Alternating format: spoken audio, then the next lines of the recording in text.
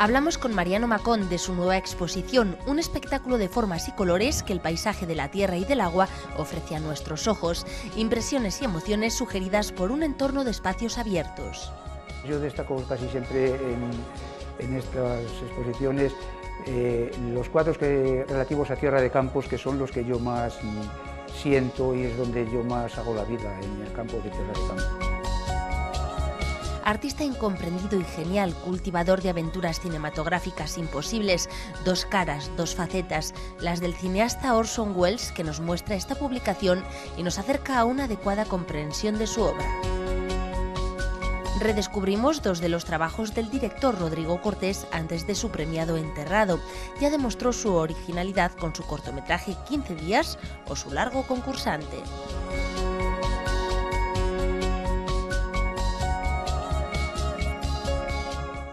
La pintura de Mariano Macón hunde sus raíces en la corriente pictórica castellana, sin concesiones a la moda. Es fiel a sus paisajes tradicionales de la comunidad y así lo vuelve a demostrar en su exposición Tierra y Agua.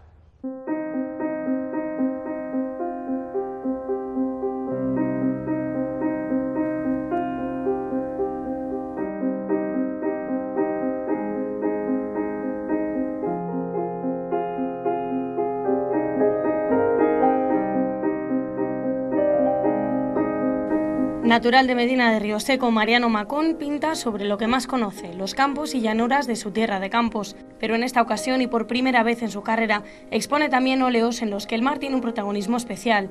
Tierra y mar se centra, por lo tanto, en los paisajes que tantas veces han recorrido sus ojos. Yo destaco casi siempre en estas exposiciones los cuadros relativos a Tierra de Campos, que son los que yo más siento y es donde yo más hago la vida, en el campo de Tierra de Campos.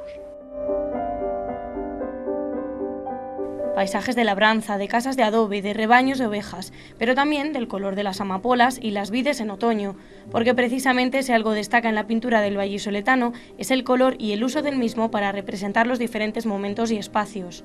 Están construidos con el color.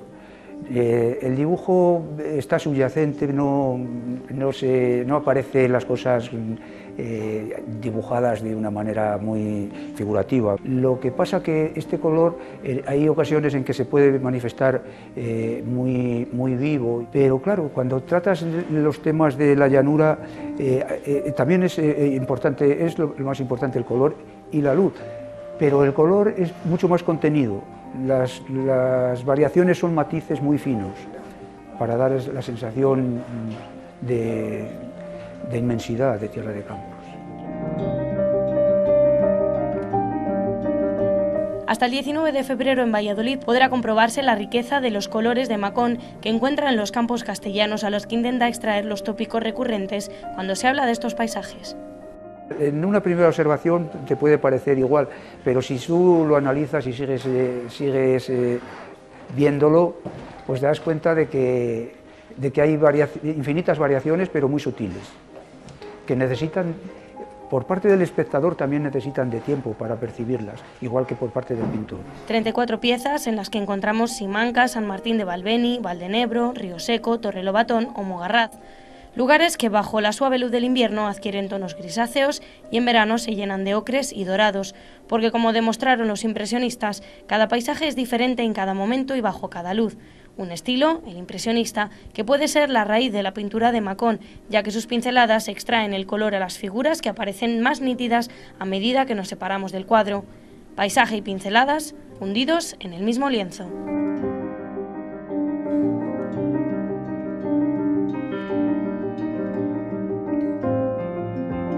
Médicos Sin Fronteras es el organizador de la exposición de fotografías recogidas por Juan Carlos Tornasí y que presenta los testimonios de víctimas de enfermedades en principio olvidadas, como la malaria o la tuberculosis.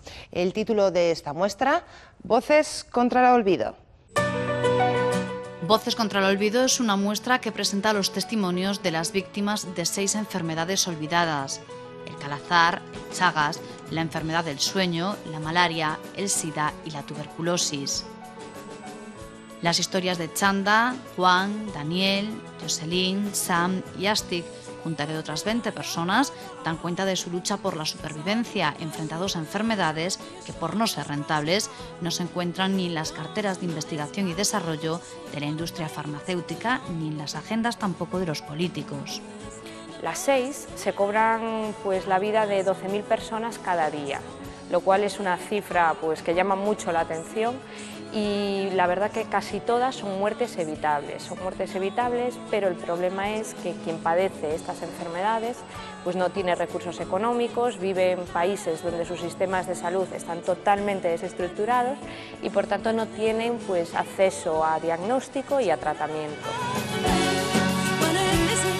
Gracias a 60 fotografías realizadas en India, Bolivia, Guatemala, Sudán, Costa de Marfil, Camboya, Somalia, Colombia y Armenia, el fotógrafo Juan Carlos Tomasi muestra 29 historias de la vida real, de las que raramente encuentran hueco en un modelo de investigación farmacéutica esencialmente orientado a la obtención de beneficios y que, por tanto, no presta atención a los enfermos, que no suponen un mercado rentable.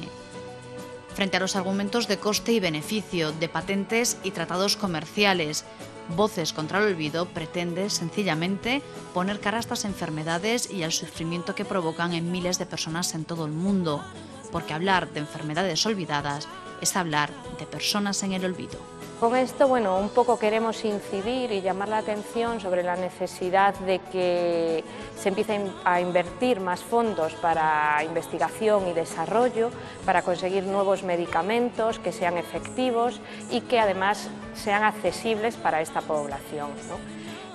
Porque bueno, es un poco un círculo vicioso, es un sistema de comercio internacional que pone bloqueos a las patentes, que además pues, no invierte y que deja a estas personas olvidadas.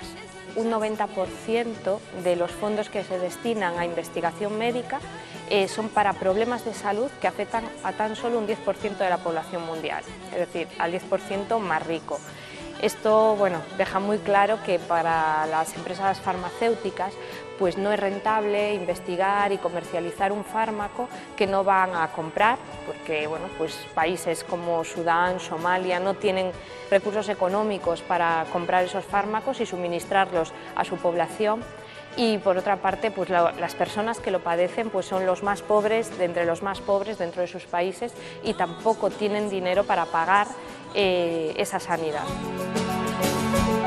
Enfermedades como el SIDA, que en el primer mundo es tratable e incluso está prácticamente extinguido en edad pediátrica, se cobran aún la vida de 280.000 niños anualmente por falta de tratamientos en países subdesarrollados. Estamos hablando de que aquí una persona que tiene VIH puede tener una vida totalmente normal, pero en un país en vías de desarrollo no, porque no tiene acceso a los antirretrovirales, y lo peor de todo son, por ejemplo, los niños, porque en el primer mundo no hay SIDA pediátrico, porque desde el momento que una mujer con VIH está embarazada, sigue un control y muy poquitos niños, se habla de un 1%, pues desarrollan la enfermedad. Esto implica que no haya formulaciones pediátricas para los niños, que no se siga investigando en cómo mejorar su calidad de vida y en medicamentos que sean económicos para niños con SIDA. Actualmente 5 profesionales bercianos forman parte de Médicos Sin Fronteras y 2 de ellos, un médico y una enfermera, se encuentran en terreno, una experiencia enriquecedora que la mayoría de los que prueban repiten. Nuestros equipos lo que se encuentran es siempre una acogida por la población muy positiva, porque en muchos de los lugares donde trabajamos la sanidad no es gratuita, sino que tienen que pagar, y cuando llegan pues, a una clínica de Médicos Sin Fronteras todo es gratuito, y para ellos pues es una puerta, una esperanza para poder curarse. La mayor parte vienen pues, con un grado de satisfacción muy grande, y lo que se encuentran aquí cuando vuelven a su realidad, a sus trabajos habituales, pues es un poco ese choque, ¿no? que les cuesta adaptarse otra vez, porque lo que se puede encontrar aquí en un hospital pues es muy diferente y los recursos no tienen nada que ver, y entonces a veces les cuesta volver a la normalidad, como no entienden muy bien muchas cosas, pero casi todos repiten. Visiten esta exposición en la Casa de la Cultura de Ponferrada hasta el próximo 29 de enero. Tal vez, si todos conocemos un poco más de enfermedades como el Chagas, la malaria o el calazar, sus víctimas dejen de estar en el olvido.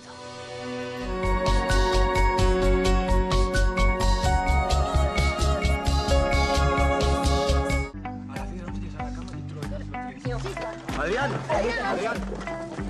Nací así. Hasta los 6 años no supieron lo que me pasaba. Cultural Cordón organiza un año más y ya son 3 el ciclo Larga Vida al Corto, dividido en 2 sesiones, una dedicada a las producciones españolas y otra más específica a trabajos de Castilla y León. Supongo que a ella le pasaría lo mismo. Mañana es el turno de los cineastas de la comunidad, exhibiendo algunas de las producciones más destacadas en este campo en los últimos años.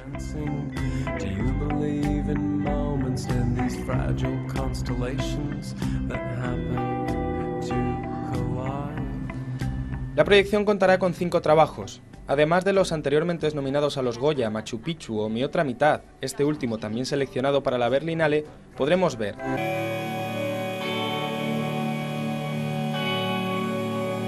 Nerea a las 6 de Alberto Marroquín.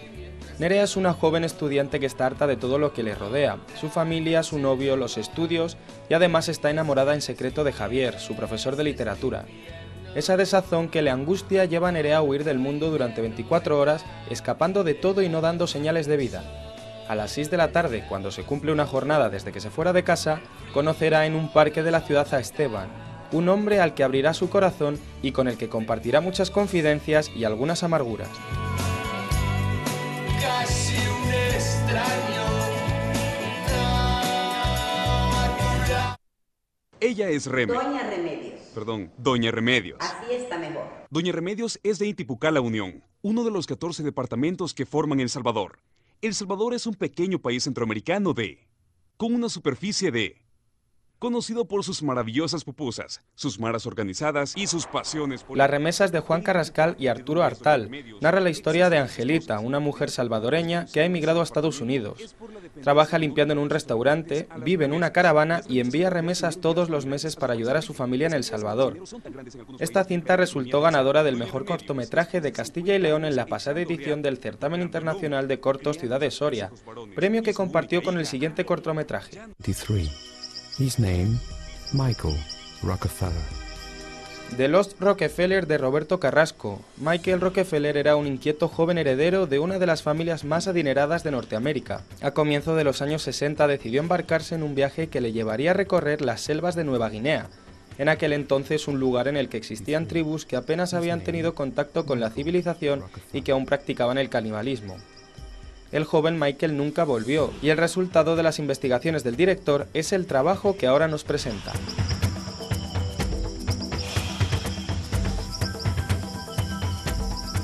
Larga Vida al Corto, una cinta que pretende ofrecer al gran público una vía de acceso a propuestas de calidad que muchas veces no encuentran sitio en los canales comerciales.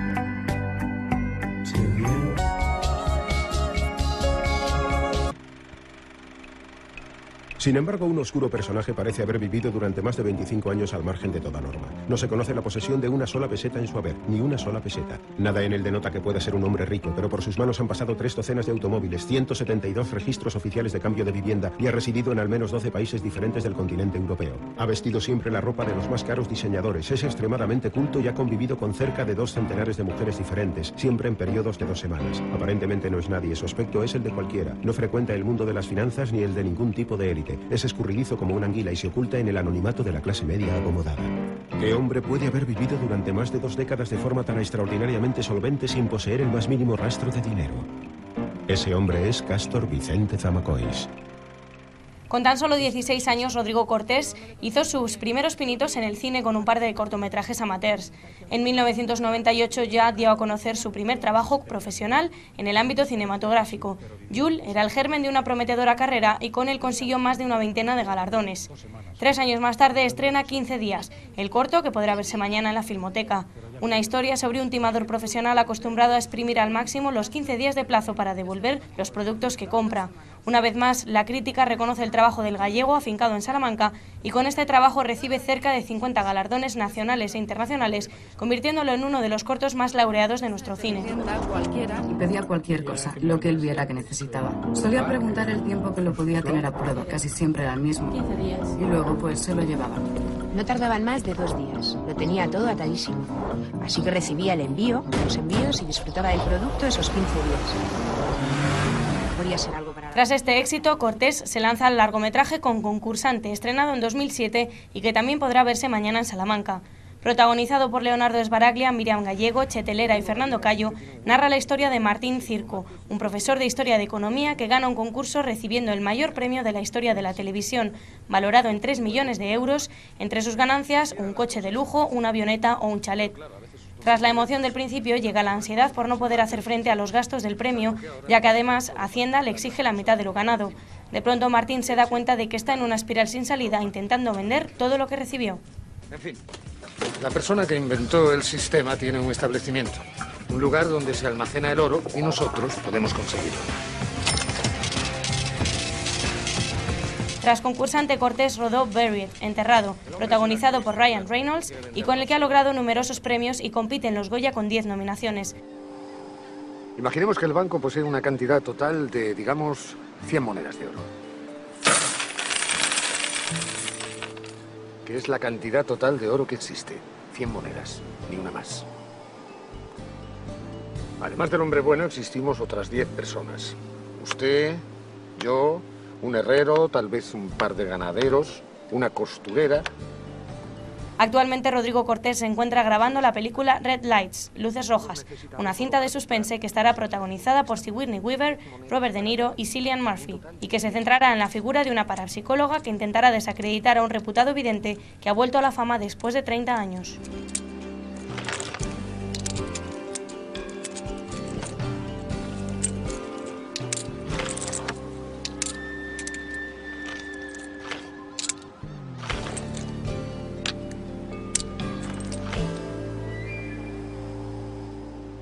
¿Se pierde? Claro que no. El banquero nos ha entregado todo su oro, con absoluta generosidad. ¿Y a cambio de qué? ¿Un simple 10%? ¿Una monedita por persona? ¿Es justo? Pero... Eso es, pero... El catedrático de Comunicación Audiovisual, Santos Zunzunegui, entiende y descubre en el libro Orson Welles a este genial productor, director, guionista y actor, renovador de los recursos estéticos y narrativos del lenguaje cinematográfico.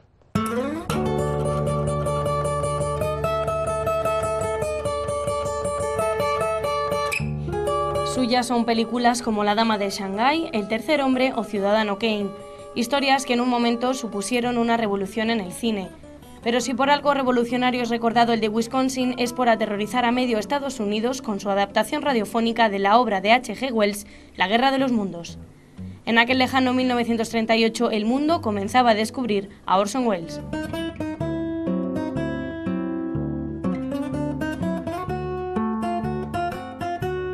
Un hombre que hoy podría ser calificado como excéntrico, pero que ya en su día era considerado un artista incomprendido, egocéntrico y muy peculiar, cuya imaginación era absolutamente desbordante.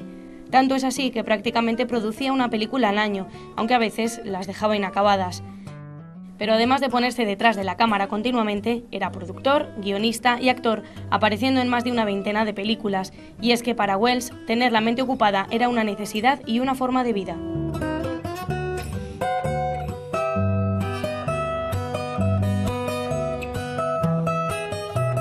En este libro, Santos Zunzunegui, catedrático de la Universidad del País Vasco y uno de los máximos especialistas cinematográficos reconocido nacional e internacionalmente, no solo analiza la figura y el personaje de Orson Welles, sino también sus trabajos, clasificándolos por bloques. Por un lado, sus trabajos televisivos y por otro, sus obras no terminadas, desde proyectos que nunca retomó al análisis de obras más o menos finalizadas, convirtiendo esta biografía en algo único, pues cualquier otra distribución daría lugar a otro libro.